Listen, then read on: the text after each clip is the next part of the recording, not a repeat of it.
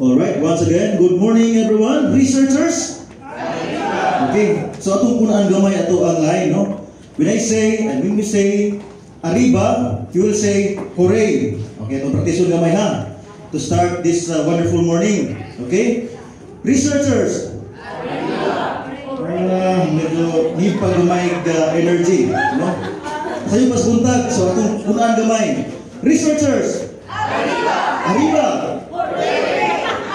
Oh, standard delivery lang yato, no? But we'll try to harmonize that one.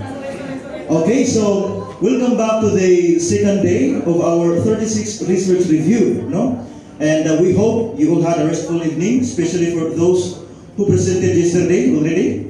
And of course, ato ang nakaset na present today, medyo hindi pa makatulog siguro ng mahimbing, no? For that preparation. Anyway, that's part of the research experience. A mix of excitement, especially naghihintay yung 25,000 natin. Medyo malaki-laki rin yun, of course. Pero of course, hindi yan yung pinaka-root ng ating research. Really, for our farmers and fisher folk. Yesterday, we heard insightful presentations, no, from our researchers who showcased their completed studies. And today, we will continue with the remaining 6 completed studies which reflect our collective efforts to advance agricultural innovation and development. Okay, so for this morning, by the way, good morning.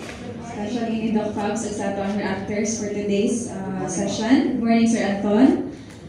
For this morning session, we will first hear the 3 presentations, followed by an open forum. And then let us give our presenters our full attention, of course, and support as they share their valuable research findings. So without further ado, we will hear first from Bohol Agricultural Promotion Center on his studies entitled Enhancing Rice Resilience in Drought-Prone Areas of Bohol Province through AWD practices with balanced fertilization strategy. Let's give it up for Sir Sandy Opunda.